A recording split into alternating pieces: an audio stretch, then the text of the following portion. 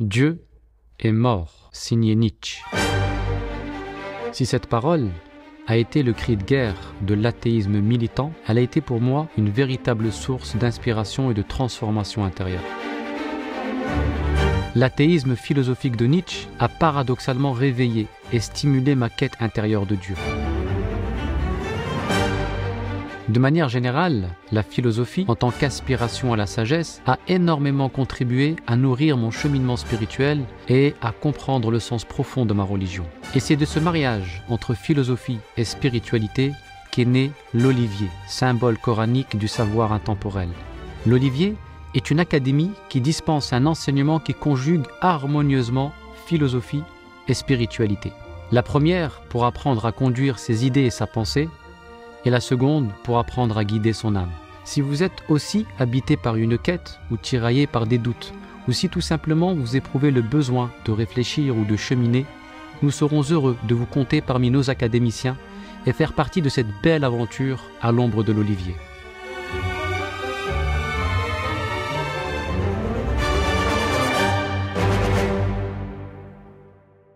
Malgré toutes les dispositions prises par le prophète sallallahu alayhi wa sallam pour créer un climat apaisé à Médine, la situation demeurait complexe. En effet, l'émigration des musulmans à Médine n'a fait qu'accentuer la haine des Quraysh. À cela s'ajoutait l'apparition des hypocrites, dont le chef emblématique était Abdullah ibn Ubay ibn Saloul. La haine des Quraysh et la duplicité des hypocrites menaçaient en permanence l'ordre établi par le prophète alayhi salatu wassalam. Les Quraysh étaient à l'affût de la moindre opportunité pour combattre les musulmans. Tout était prétexte à faire la guerre au prophète sallallahu alayhi wa sallam, et il en fallut peu pour que les Quraysh lancent leur première offensive contre les musulmans à Médine.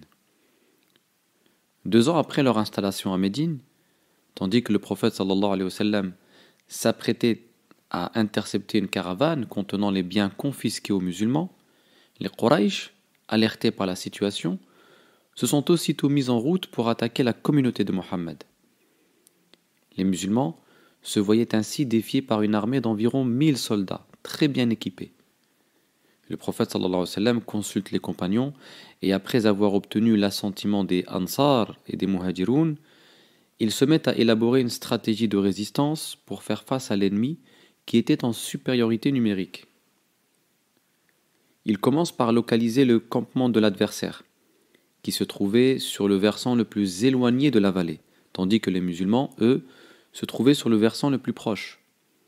Dieu a fait en sorte que depuis leur position, il était impossible aux musulmans d'apercevoir leur ennemi, pour éviter qu'ils soient intimidés ou gagnés par la frayeur. Et la nuit qui a précédé le combat, Dieu a fait descendre une forte pluie pour encombrer le terrain des négateurs, tandis qu'elle a plutôt raffermi celle des croyants. Le prophète sallallahu alayhi wa sallam donne ensuite l'ordre à son armée de camper près de la source la plus proche de Badr, avant d'être interpellé par un compagnon qui lui propose de changer de tactique, en s'alignant plutôt du côté du puits le plus proche des ennemis et en bouchant tous les autres puits avec du sable, afin de les empêcher de se désaltérer durant le combat. Le prophète sallallahu alayhi wa sallam approuve le plan et le met aussitôt à exécution. Nous sommes le 17 de Ramadan, en l'an 2 de l'Hégire. Une fois sur le champ de bataille, les Quraysh demandent 3 combats en singulier. Le prophète sallallahu alayhi wa sallam accepte et désigne Ubayd ibn al-Harith, Ali ibn Abi Talib et Hamza, son oncle, qui devront affronter respectivement Utba ibn Rabi'a, son frère Shayba et son fils Al-Walid. Hamza et Ali triomphent de leur ennemi. Ubayda, quant à lui, sort du combat grièvement blessé après avoir exécuté son ennemi et succombe à sa blessure 3 jours plus tard. Les Quraysh lancent ensuite l'assaut contre l'armée musulmane. Durant l'affrontement, le prophète alayhi salatu wassalam s'est mis à invoquer Dieu avec force pour accorder la victoire aux musulmans. C'est alors qu'Allah envoie une armée d'anges combattre aux côtés des musulmans.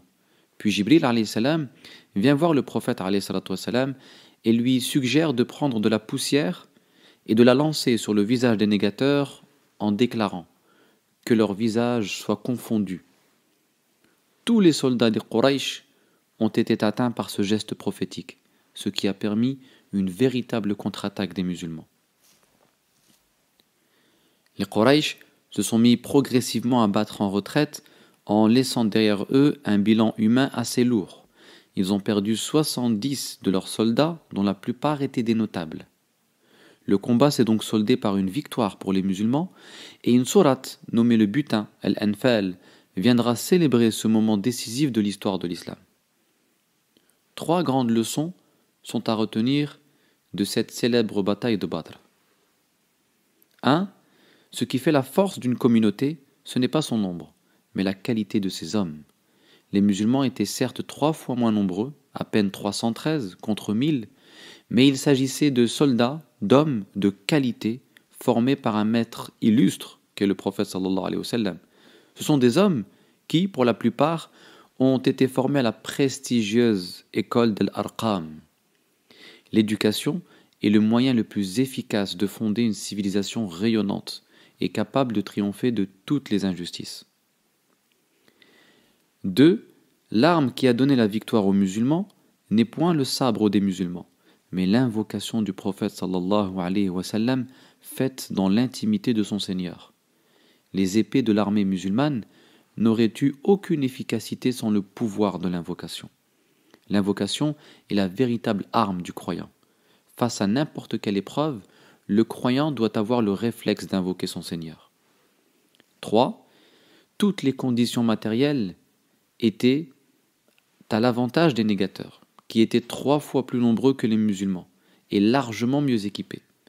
Mais si la bataille s'est soldée par une victoire pour la communauté de Mohammed, c'est parce que Dieu s'est subtilement manifesté dans le combat, notamment par cette pluie qui a encombré le terrain des Quraysh, mais aussi en envoyant des anges qui combattaient mystérieusement aux côtés des musulmans, leur permettant ainsi d'avoir largement le dessus sur leurs ennemis. La main invisible de Dieu opérait dans cette épreuve. La victoire n'est pas à mettre uniquement sur le compte de la stratégie humaine de l'armée musulmane, car elle la doit principalement à la grâce et à la puissance divine qui opéraient invisiblement dans le combat. Ainsi en va-t-il pour le croyant qui, face aux épreuves de la vie, n'oublie jamais d'intégrer le monde invisible, d'intégrer Dieu dans son équation, car une équation sans Dieu n'offre que très peu de perspectives. Wallahu a'lam, wassalamu alaykum wa rahmatullahi wa barakatuh. Dieu est mort, signé Nietzsche. Si cette parole a été le cri de guerre de l'athéisme militant, elle a été pour moi une véritable source d'inspiration et de transformation intérieure. L'athéisme philosophique de Nietzsche a paradoxalement réveillé et stimulé ma quête intérieure de Dieu. De manière générale, la philosophie, en tant qu'aspiration à la sagesse, a énormément contribué à nourrir mon cheminement spirituel et à comprendre le sens profond de ma religion. Et c'est de ce mariage entre philosophie et spiritualité qu'est né l'olivier, symbole coranique du savoir intemporel. L'olivier est une académie qui dispense un enseignement qui conjugue harmonieusement philosophie et spiritualité. La première pour apprendre à conduire ses idées et sa pensée, et la seconde pour apprendre à guider son âme. Si vous êtes aussi habité par une quête ou tiraillé par des doutes, ou si tout simplement vous éprouvez le besoin de réfléchir ou de cheminer, nous serons heureux de vous compter parmi nos académiciens et faire partie de cette belle aventure à l'ombre de l'olivier.